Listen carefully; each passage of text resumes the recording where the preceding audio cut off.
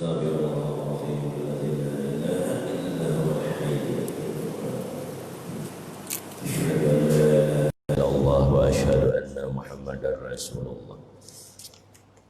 salli ala Sayyidina Muhammad wa ala ali Sayyidina Muhammad. Allahumma salli ala Sayyidina Muhammad wa ala ali Sayyidina Muhammad. Ila hadratin Nabi Muhammadin sallallahu alaihi wasallam wa ala alihi wa ashabihi kiram syekhina ma'alimina wa sadizina khususan syekhina al-madila syekhina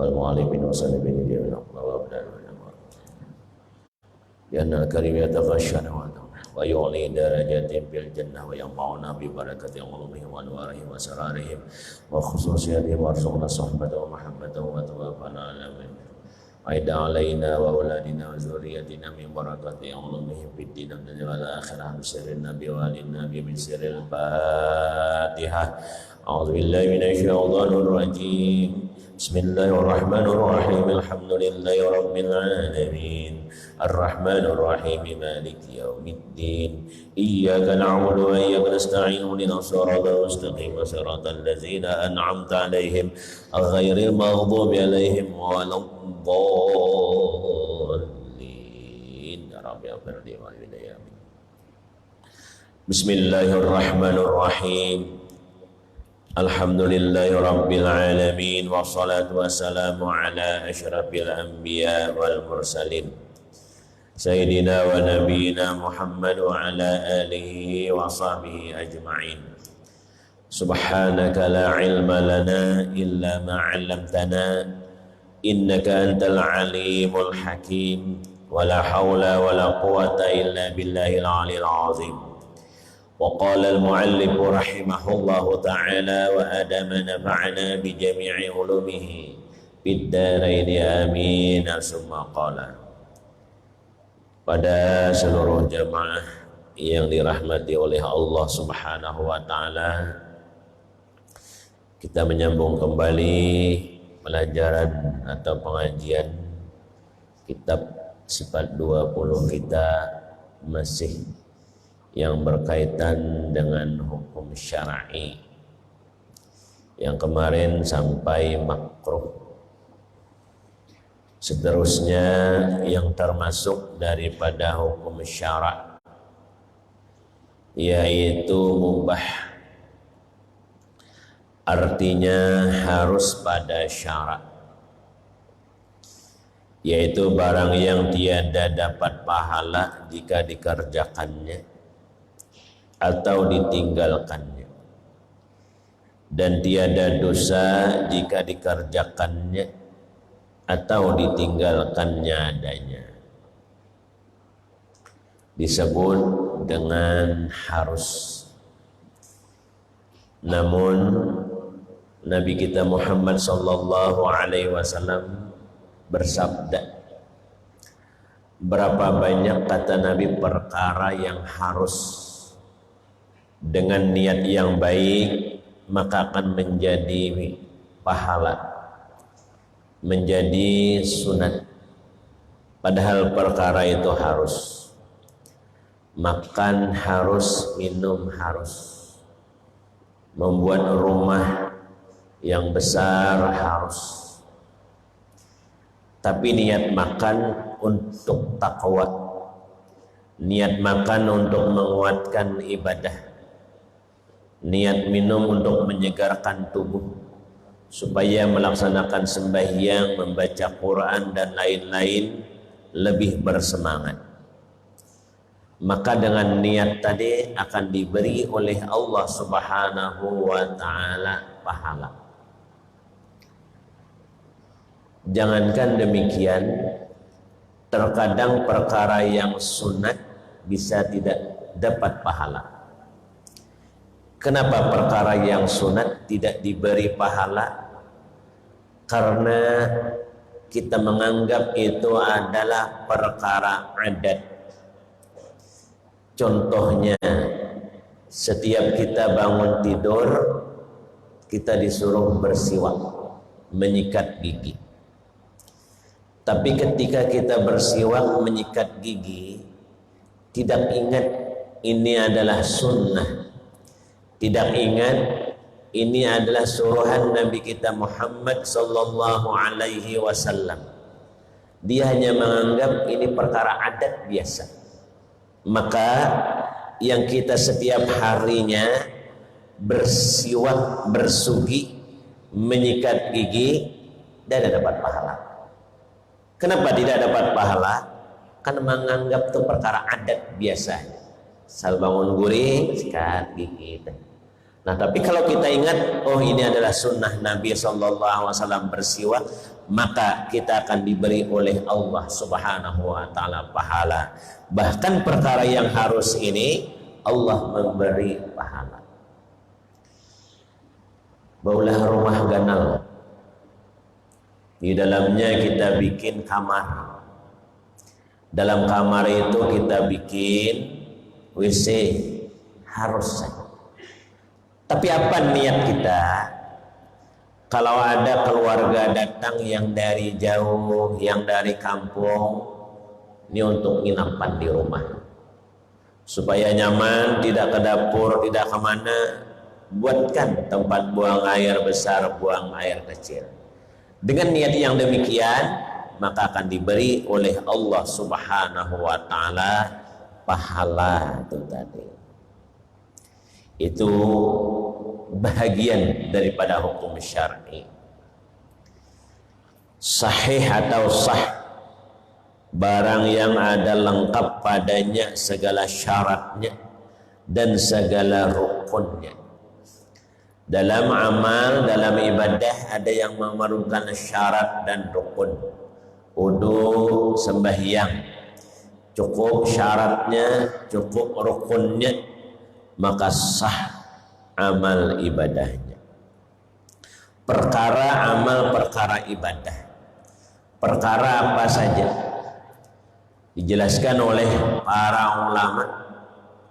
Apabila engkau masuk ila syai'in, kepada sesuatu, maka terlebih dahulu yang kau masuk kepada sesuatu, apalagi sesuatu tadi ada syaratnya, ada rukunnya, untuk mengetahui terlebih dahulu akan ilmunya. Wudu berapa syaratnya, rukunnya. Sembahyang berapa syaratnya, berapa rukunnya. Apabila orang itu tidak tahu, tidak pernah mempelajarinya, maka dikhawatirkan kalau itu bentuk amal, bentuk ibadah, tidak ada sah, apalagi diberi pahala dan lain-lainnya. Jadi yang paling utama tadi adalah ilmunya terlebih dahulu, sehingga Nabi kita SAW bersabda, al-ilmu imamul amal. Ilmu adalah imam daripada amal yang kita kerjakan, yang kita perbuat. Sehingga Nabi pernah ditanya pada ketika sahabat berkumpul, ya Rasulullah, ayu amalin afdal? Ya Rasulullah, apa amalan yang paling afdal? Nabi menjawab, talabul ilmi, menuntut ilmu. Berbicara Nabi lagi, berdiri lagi sahabat, ya Rasulullah, ayu amalin afdal? Apa amalan yang paling baik? Jadi Nabi talabul ilmi, menuntut ilmu. Rupanya ketika kalinya sahabat ini bertanya kepada Nabi, ya Rasulullah, yang aku tanyakan bukan soal menuntut ilmu. Yang aku tanyakan apa amalan yang paling afdal, yang paling baik ya Rasulullah. Apa jawaban Nabi? Hal yaqbalillahul amal bila ilmin. Allah Subhanahu wa Ta'ala tidak akan menerima amal seseorang yang sebelum dia beramal tadi dia tidak mempelajari hulu ilmunya, hanya kebiasaan, hanya umpatan dada, pernah duduk belajar dengan guru apa syaratnya, apa rukunnya, maka Nabi Allah tidak akan menerima. Yang seterusnya tergolong hukum syarat batal, barang yang kurang syaratnya atau kurang rukunnya, yaitu lawan daripada sah. Nah, jadi hukum syarat wajib pertama, sunat kedua, haram ketiga, makruh keempat, mubah kelima, sah keenam, batal ketujuh. Jadi berputar, namun kadainya wajib sunat, kalau tidak sunat haram, kalau tidak haram perlakuan kita ini makruh, kalau tidak mubah, tergolong dari ibadah, sahkah atau batalkah. Yang ketiga, hukum adi, disebut hukum adat. Nah, jadi sebelum masuk membicarakan tentang urusan uluhiyah, urusan ketuhanan, maka terlebih dahulu 3 hukum mesti kita ketahui. Hukum akal, hukum syara, yang ketiga hukum adat. Lalu dalam perjalanan hidup nih, apa yang mesti dilakukan? Kalau dia berbentuk perintah dan lain-lain berkaitan dengan syarak. Kalau urusan ketuhanan berkaitan dengan hukum akal. Kalau putaran, perjalanan dan lain-lain menurut hukum adatnya bagaimana? Arti hukum adi yaitu menetapkan sesuatu barang bagi suatu barang, atau menafikan, meniadakan suatu barang pada suatu barang dengan lantaran, dengan sebab berulang-ulang, serta sah bersalahan, dan juga dengan tiada memberi bekas salah sesuatu itu pada yang lainnya.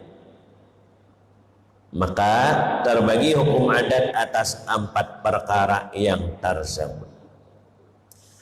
Walau dijalani secara hukum adat, tapi terkadang bisa juga tidak terjadi. Walau dijalani dengan hukum adat, terkadang bisa juga sebaliknya. Pertama, contohnya pertambatan, ikatan keadaan suatu dengan keadaan sesuatu barang yang lain. Seumpama keadaan kenyang dengan keadaan makan. Secara hukum adat, apabila makan timbul kenyang. Bisa juga makan banyak tapi kadang mau kenyang. Bisa juga tidak makan, kenyang aja perasaan. Tapi secara hukum adat, kebiasaan putaran sehari-hari ini, peredarannya kalau lapar bawa makan, kenyang secara hukum adat. Nanti secara perjalanan tauhid, makan tadi itukah yang mengenyangkan? Kadang ketika kita makan, Allah mendakakan rasa kenyang. Bukan dengan sebab makan timbul kenyang. Berapa banyak orang yang tidak makan kenyang? Syekh Abdul Qadir Al-Jilani qaddasallahu sirrahul ajiz, banyak ulama-ulama yang lain yang mengikuti jalannya, yang mentajribah, yang salikin. Lalu dalam salikin tadi dia mujahadah melawan hawa nafsu 100 hari. Makan kada, minum kada, guring kada, tahan. Nah, jadi belum berarti dengan sebab makan kenyang, Tapi secara hukum adat kebiasaannya, namun sampai 3 piring tersadar, terus secara hukum adat. Pernah Nabi yang merasa sugih, merasa memiliki harta yang banyak, Nabi Sulaiman. Ya Allah, ya Nabi Sulaiman, aku nih hari ini hendak menjamu hamba. Ujar Allah, wahai nabiku, kamu tidak akan sanggup memberi makan hamba. Itu hanya aku yang sanggup. Kata aja Nabi Sulaiman, pokoknya untuk hari ini makan siang, siapa saja yang datang seluruh dunia, aku akan memberi makan. Nabi Sulaiman ini perasaannya saat diberi makan ini kenyang. Pada ketika itu agak terdinding dia bahwa yang mengenyangkan adalah Allah. Kalau engkau hendak mencoba, wahai nabiku, ya Allah, silahkan. Perintahkan kepada seluruh anak buahnya untuk memasak sebanyak-banyaknya. Kalau kita di sini masak nasinya, masak lauknya, apa saja yang ada lauk, ikan bentuk apa saja, udang bentuk apa saja, sayur bentuk apa saja, semuanya dimasak.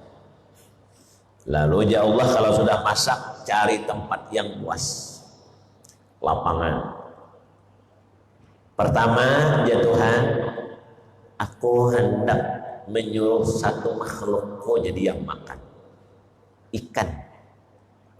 Oh, jadi Nabi Sulaiman kalau sekadar ikan, nah berapa? Keluar ikan tadi dari laut, berapa lapang gol disiapkan makanannya. Satu lapangan itu sekali suruh. Mana lagi makanannya? Ambil pulang sekali suruh, ambil pulang sekali suruh jual. Rupanya ikan tadi berkata, wahai Nabi Allah, mana lagi makanan? Aku belum kenyang. Nah, kita garis bawahi ini, tidak semuanya adat tadi berlaku. Bisa juga ada berlaku dengan sebaliknya, atau tidak memberi bekas sedikit pun secara hukum adat tadi. Contohnya makan belum tentu kenyang. Nah, cuma kita berusaha lapar tadi dalam hati memohon kepada Allah, ya Allah, mudah-mudahan dengan sebab karunia rezeki yang engkau beri yang berbentuk makanan nih, mudah-mudahan hilang lapar. Berusaha. Bismillahirrahmanirrahim. Berpegang awan ngintukah kita mengenyangkan, namun kada makan kada kenyang, amun berpegang kepada yang demikian, hukumnya masih syirik. Nah, hanya usaha zahir makan nih kada memberi bekas. Pada ketika makan, masuk sesuap, masuk 2 suap, 3 suap, pas sampai suapan berikutnya, Allah meletakkan kenyang pada ketika kita makan. Jadi bukan nasi, bukan wadai dan lain-lain yang mengenyangkan. Namun perkara yang demikian hanya hukum adat saja. Nah, walaupun dengan hukum adat, hati kita jangan terlepas berpegang kepada Allah lah yang mengenyangkan. Banyak kada makan nasi, kada makan apa bisa kenyang. Yang orang berangkat haji, rupanya di tengah perjalanan makanan habis, minuman habis. Teringat pesan pepadahan para tuan guru, kalau kita lapar baca qul huwallah banyak-banyak, atau baca surah Yasin. Bacanya Bismillahirrahmanirrahim, qul huwallahu ahad Allahu samad lam yalid wa lam yulad wa lam yakul lahu kufuwan ahad. Perjalanan berbulan-bulan, nampaknya nang dimakannya hanya dengan membaca di antara ayat Al-Qur'an tadi. Kenyang terus menerus. Nah, secara hukum adat maulah baca Quran tadi kenyang, kada mau. Jadi hukum adat hanya kebiasaan, tapi tidak berlaku juga kalau Allah kada menghendaki. Ada dalam kitab Karamatul Aulia, khusus ulama ini mengarang para wali sekian banyaknya karamatnya begini-begini. Kalau kita yang kebetulan di rumah tuh habisan, hendak sarapan pagi dadang dimasak, hendak menukar duit kadada, maka kita ini hendak begawi turun ke pasar, ke kabun atau lain-lain. Dalam perjalanan adat, kalau baru lapar nih, paling sebentar begawi. Jadi sebagian para wali imbah sembahyang subuh, ya kita ini turun begawi, angkat tangan, kanakan urat-urat, baca Fatihah mulai dari awal sampai waladhdallin, dari bismillah, jangan berhina.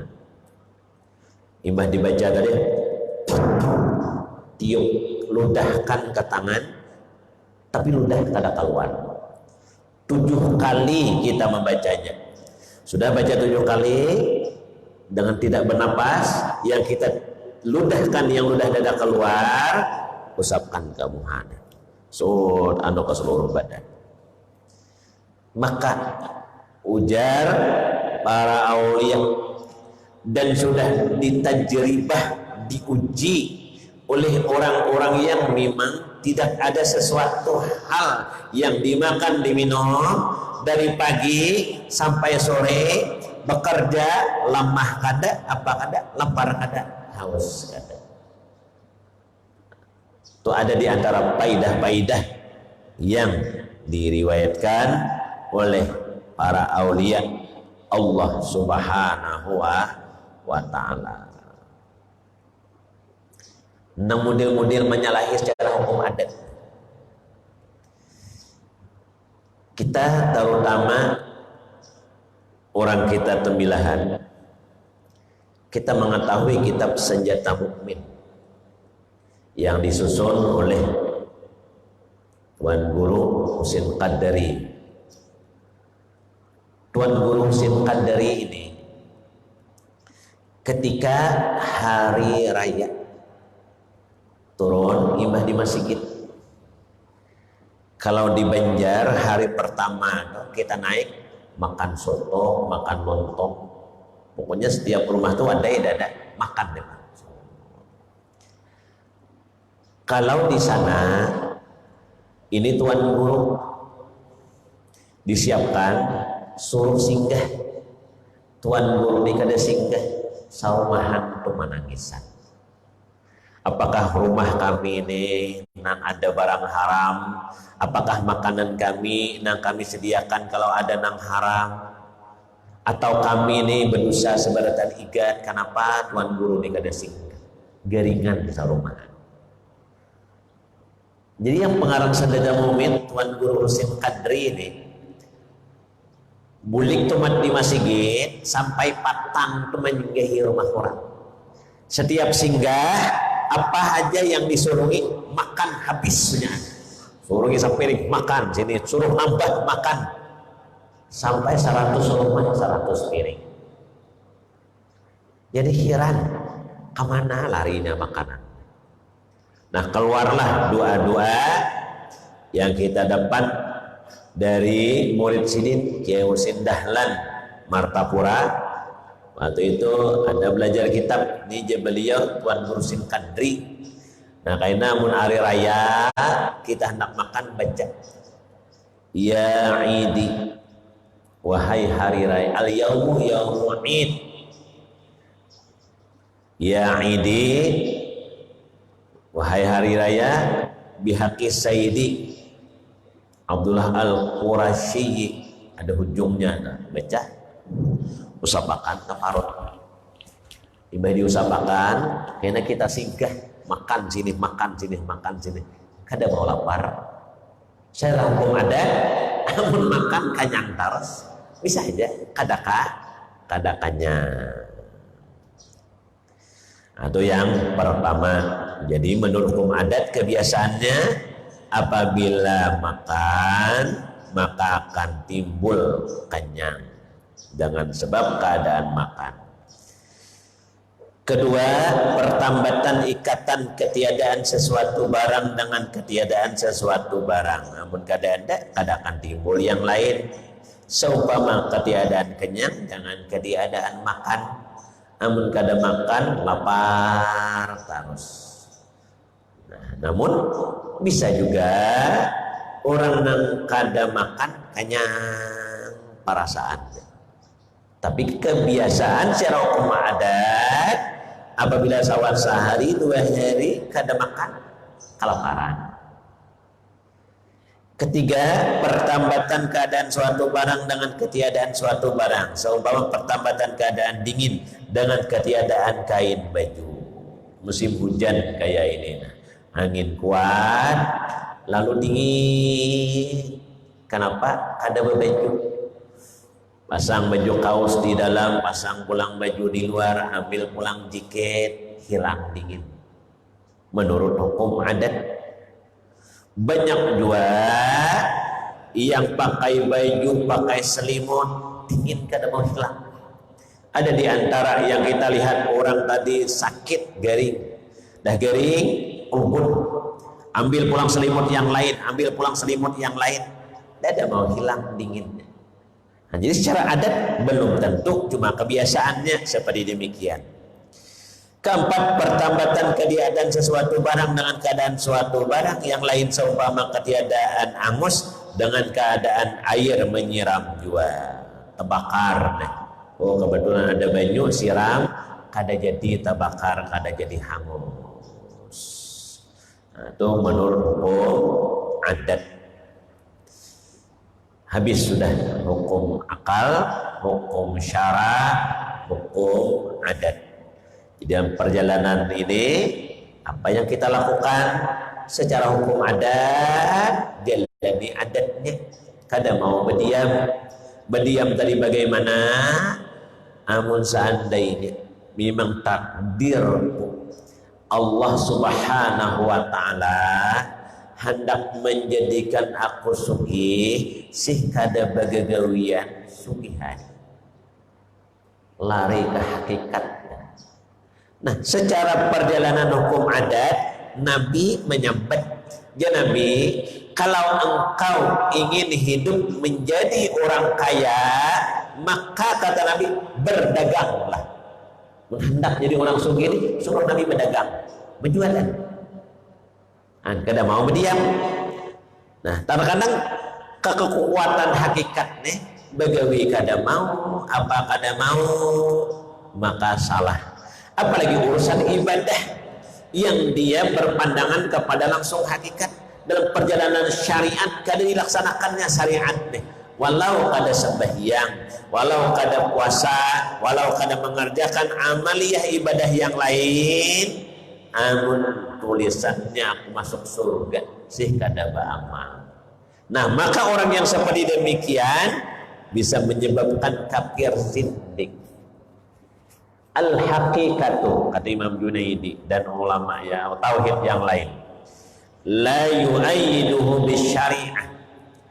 Urusan hakikat, tapi urusan hakikat ini tidak dikuatkan dengan syariat.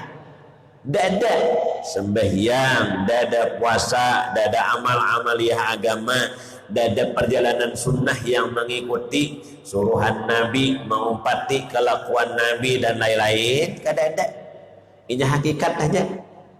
Namun sudah memang takdir aku mati beriman atau mati masuk surga, sih kada sembahyang masuk surga. Dada menguatkan dengan syariat bahwa zantakah orang itu kafir zindik. Nah, jadi mesti yang tiga nih tadi. Lihat dalam perjalanan syariat, apa yang dilakukannya dalam masalah pekerjaan duniawi, bagaimana hukum adatnya. Kada mau Tuhan harus. Memang hakikatnya tetap ya Allah Ta'ala cuma gawi di dunianya nih. bagaimana menurut adat, menurut syariat.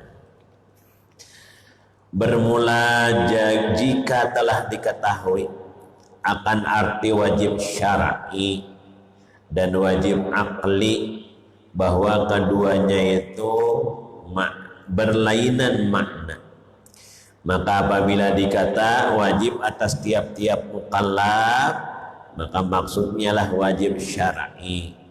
Dan jika dikata wajib bagi Allah atau bagi Rasul, maka maksudnya wajib menurut hukum akli.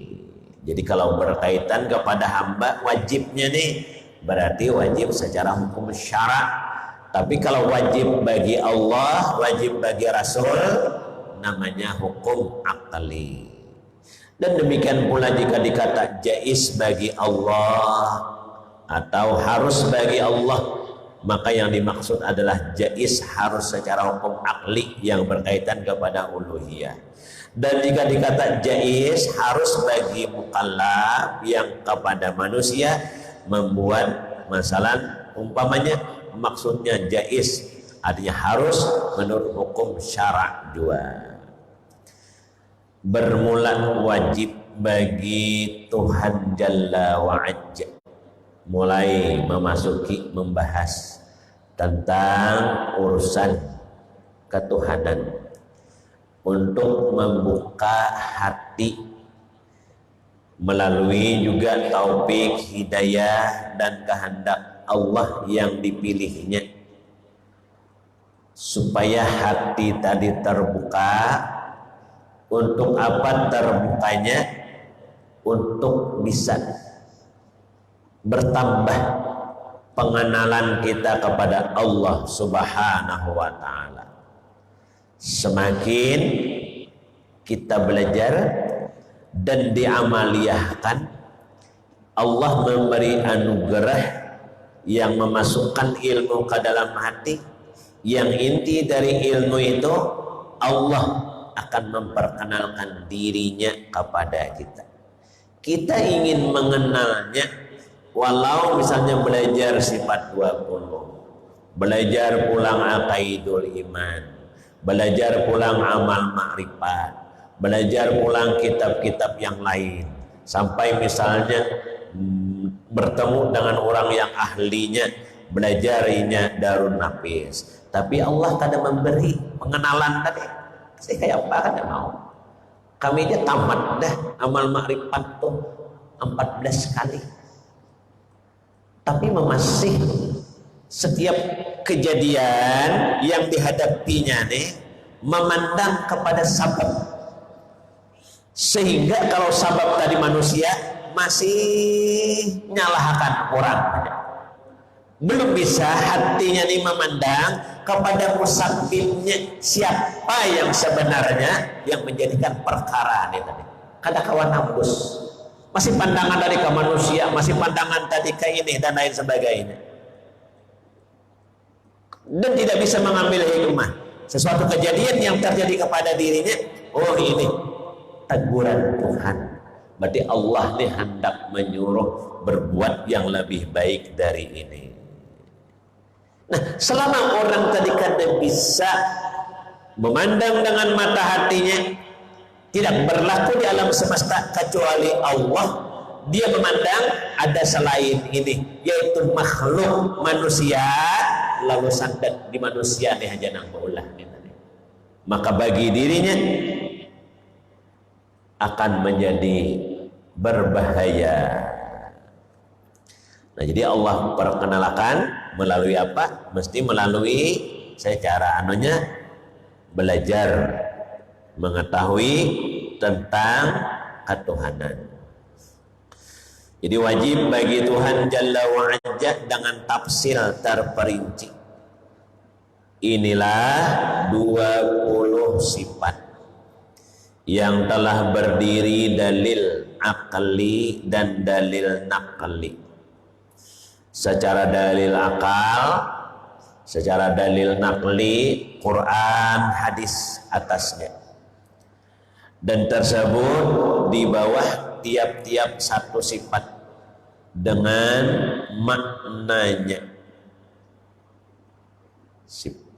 beserta dalilnya.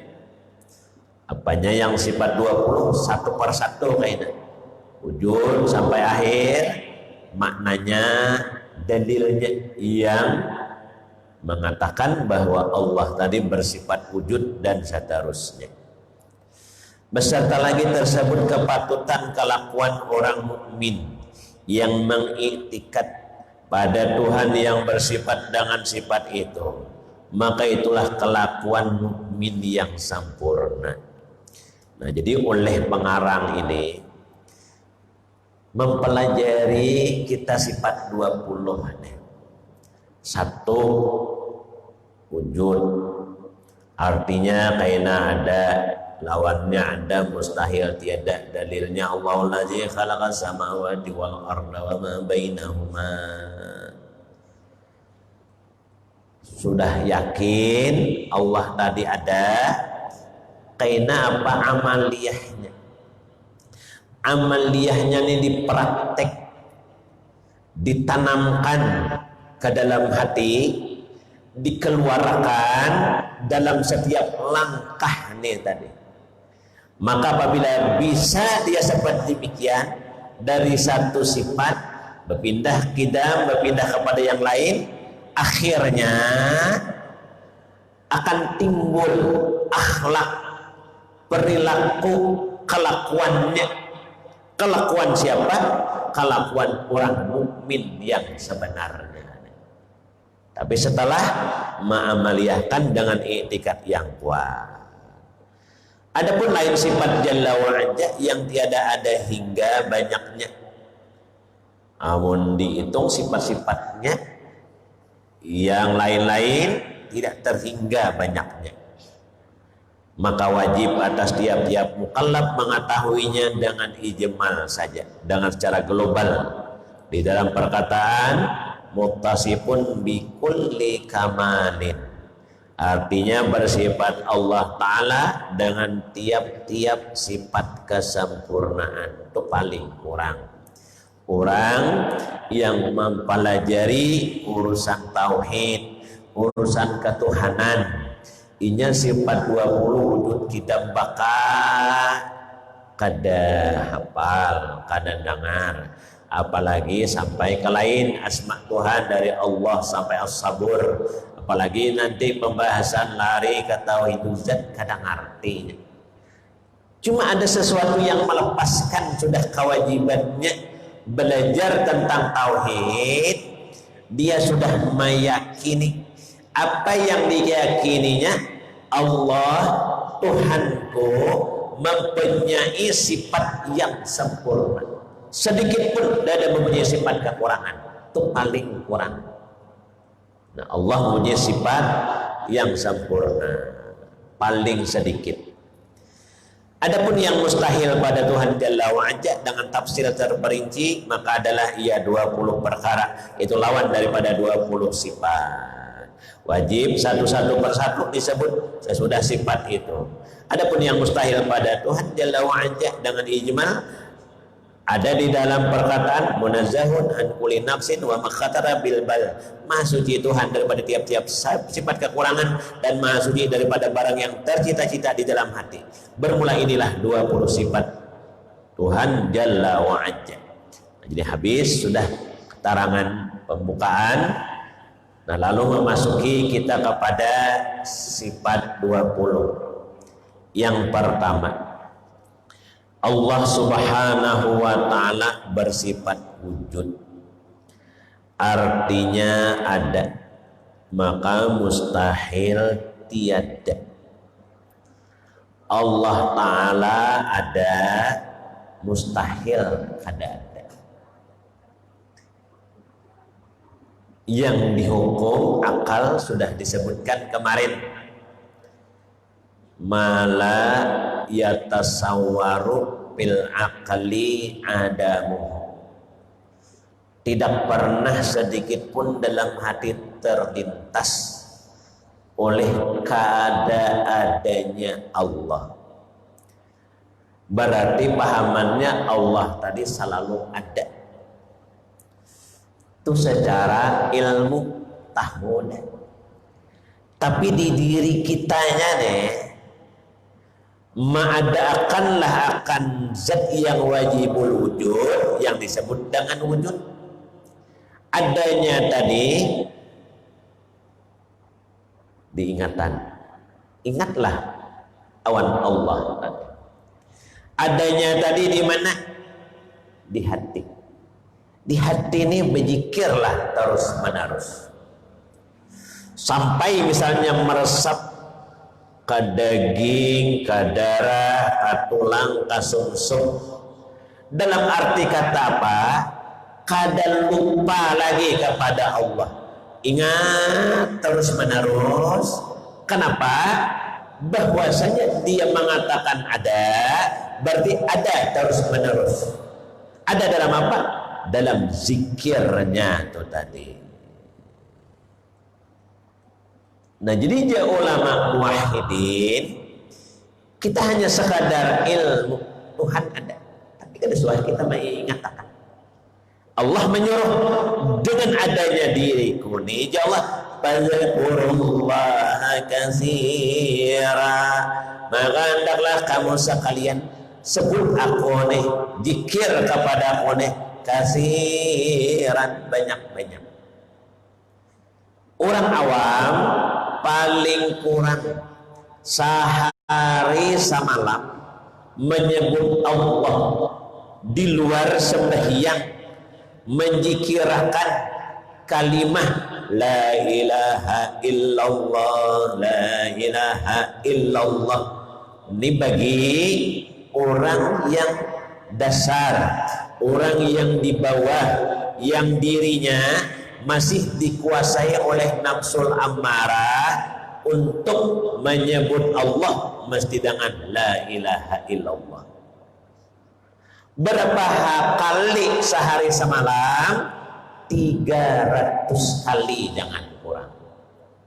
Hak kita menyebut Allah, ingat kepada Allah Subhanahu wa ta'ala ini 300 kali. Nah, jadi asal nang dibagi di sembahyang berapa kali? La ilaha illallah, la ilaha illallah, jangan kurang 300. Itu mesti, itu hanya sekadar menyebut. Belum kena ada orang yang seharinya paling kurang 1000, ada yang seharinya 4000, ada yang seharinya 12.000, ada yang seharinya 24.000, ada yang seharinya 40.000 inya berzikir, ada yang seharinya 70.000, ada yang seharinya dada kawa dihinggakan. Syekh Abdul Qadir Al-Jilani qaddasallahu sirahul ajiz, senapasnya zikir yang ada di dalam hatinya hanya sekadar menarik napas, menahan napas. Berapa hitungan zikirnya? 100.000 kali. Itu hanya sekadar menahan 1 kali napas saja.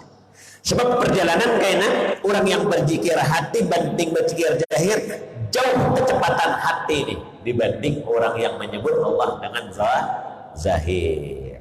Nah, namun bagi kita tadi yang dikuasai oleh nafsul ammarah, nafsul ammarah itu namanya di diri kita masih bersarang sifat yang jahat, kelakuan yang jahat, hati nang kada baik. Zahir, mata masih senang memandang nang dilarang, memandang orang, sering memandang dengan merendahkan. Nah, menyirik ke orang. Kadang-kadang awan memuntungnya tak kulipik, matanya masih maksiat, talinga masih ketujuh, tahu orang tadi berpandir, berdusta, menipu, atau mendengar yang haram, masih senang. Hidung penciuman dalam arti kata menerima berita itu dihendak nang baik, nang kada baik itu nya nang ketujuh. Mulut berapa macam mulut nih? 20 macam kemaksiatan mulut. Belum lagi nya menghindari. Tangan masih membibit, menjamah yang dilarang, kaki masih banyak melangkah kepada tempat nang kada baik. Bagaimana untuk melunturkan itu tadi? Tidak ada lain, memperbanyak la ilaha illallah dengan jahar, dengan kuat. Apalagi berzikir jadi dengan orang banyak. Karena semakin dia berzikir, semakin luntur. Karena kada tapi katuju lagi maitihi. Jangankan hendak maitihi nang di luar nang haram, di rumah ada besi tik-tik, kada tapi katuju lagi nonton mata dengan sebab banyak berzikir. Habis maksiat yang di luar, berzikir lagi menghantam ke hatinya nih. Oh, di hatinya masih pendendam, di hatinya masih penyarikan, di hatinya masih pendengki, atau di hatinya masih banyak sifat angkuh, sombong dan lain sebagainya. Ada maksiat terkecil, riya, ujub, sum'ah dan lain-lainnya. Makin dihantamnya la ilaha illallah, la ilaha illallah dengan terus-menerus. Akhirnya luntur. Nah, dengan demikian hilang kelunturan tadi, maka Allah Subhanahu wa taala akan mencurahkan nur ilmu ke dalam hati. Pertama ilmu apa? Untuk supaya selalu ingat kepada Allah Subhanahu wa taala. Tapi pertamanya mesti berzikir, betul. Kada mau orang nak ingat Tuhan, kada mau. Nah, sehingga ujar Ibnu Athaillah, jangan engkau meninggalkan berzikir. Pada ketika engkau berzikir, kita lupa la ilaha illallah, la ilaha illallah. Kadakawa di hati ini mau padinang dimuntung. Apalagi di hati ini untuk menimbulkan maknanya la ilaha illallah, la ma'buda illallah, atau la ilaha illallah, la ma'buda bihaqqin illallah. Kadakawa. Apalagi hendak menikahkan la ilaha illallah, asal menyebut orang yang di hadapannya, apalagi berzikir la ilaha illallah. Siapa yang menggerakkan bisa menyebut la ilaha, merasakan af'al Allah yang berlaku di dalam dirinya ketika dia mengucap la ilaha il, tambah kadakawa timbul. Nah, pertamanya bagaimana caranya? Mesti tadi memperbanyak la ilaha illallah. Berapa paling kurang? Paling kurang itu sehari jangan kurang dari 300 kali. Kuat bukan berarti kuat di muntuk. Kuat tadi di dalam nih. Kita bisa aja bagaimana? La ilaha illallah, la ilaha illallah. Suaranya bawanya keluar, tapi tekanannya dari dalam. Dan kita berzikir jangan dimuntuk, hanya masukkan ke hati. Sebelum berzikir tuh di sini pada dulu. Sudah di sini jalan hanya afdalul zikri. Alam menahu la ilaha illallah. Jadi nang dimuntuk nih menuruti nang di sini. Amun kita berzikir dimuntuk belum tentu masuk ke sini tadi. Nah, jadi membuktikan Allah tadi bersifat wujud ada kayak apa? Mesti disambat, mesti diingat.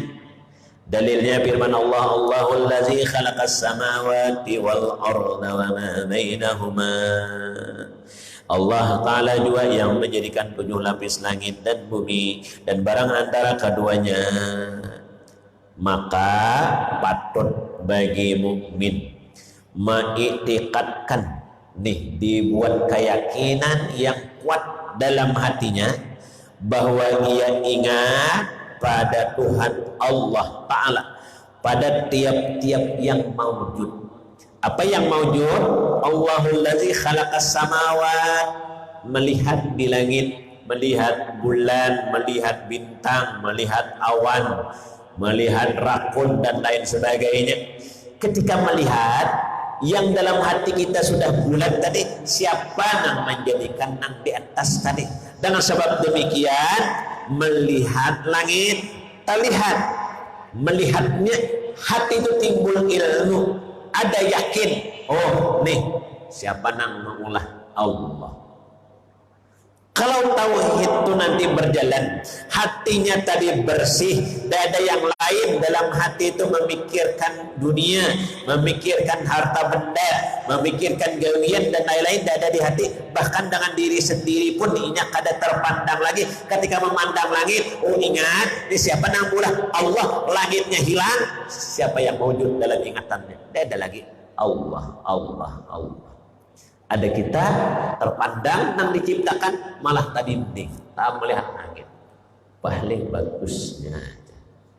Kada ingat kada nang maulah bagus. Namun orang tuh kayaknya misalnya ma'rifatnya semakin meningkat, rumah bagusnya langit nih ingat dan nang maulah. Rupanya nang maulah ini ada sifat bagus namanya jamal, terpandang. Oh nih bagusnya awan, bagusnya cuaca. Nang bagus nih hanya ulahannya. Siapa nang jamal yang sebenarnya Allah, timbul ulang kasih dan cinta dengan Allah Subhanahu wa taala. Jadi mengiktikatkannya nih ketika melihat nang di kitab nih ciptaannya, bahwa hendaknya kita selalu ingat kepadanya dengan tiap-tiap yang maujud. Oh di bumi banyak lagi nang dilihat. Melihat bumi, melihat laut, ingat siapa hakikatnya nang ulah laut? Allah. Melihat berjalan misalnya ke sini, oh ada pohon kayu, siapa nang menghidupakan, siapa nang manuk? Allah. Oh berjalan lagi, oh melihat sawah ladang, kabun orang, oh bagusnya, siapa nang menumbuhakan, siapa nang membuatakan, itu di hati aja. Nang andaknya tauhid itu ada di montong. Antak tauhid itu kada dipandir, kada dimuntong, dipandir hanya ketika taklim majar nara. Andaknya di mana? Ketika berjalan tadi, melihat sesuatu tadi, Allah. Kadang-kadang jangan jadi mainan. Ya tahulah ini. Siapa nang japai nang garakakan? Oh, jurang ika main nang garakan, ika main nang japai. Oh, masih kulit lagi tipis. Tahulah sebenarnya diriku ini siapa? Ngakunya pulang ada. Jadi tauhid itu bukan untuk pandiran, bukan untuk bersoal-soalan. Tauhid hendaknya hanya di sini tadi. Ketika melihat karena Allah yang menciptakan, semakin melihat semakin ingat, semakin melihat semakin ingat.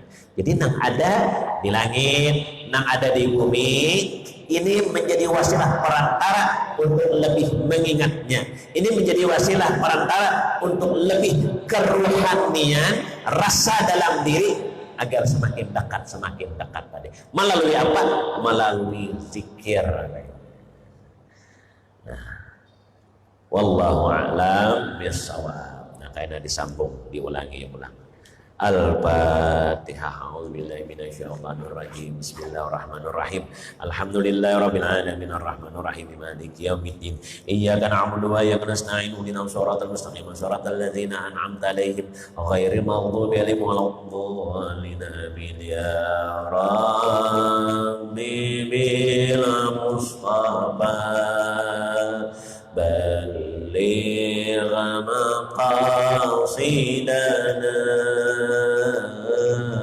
waghfir lana ma madha ya wasi'al karami waghfir lana ma madha ya wasi'al karami ya rabbi bil mustafa balligh maqasidana waghfir lana ma madha ya wasi'al karami waghfir lana ma madha ya wasi'al karami اللهم انفعنا بما علمتنا وعلمنا ما ينفعنا وزدنا علما وفهما وهدى وتوفيقا اللهم اجعلنا من أهل الذاكرين واحشرنا في زمرة أهل الذاكرين اللهم برحمتك يا أرحم الراحمين ربنا آتنا في الدنيا حسنة وفي الآخرة حسنة وقنا عذاب النار وصلى الله عليه وسلم والحمد لله رب العالمين تقبل الله منكم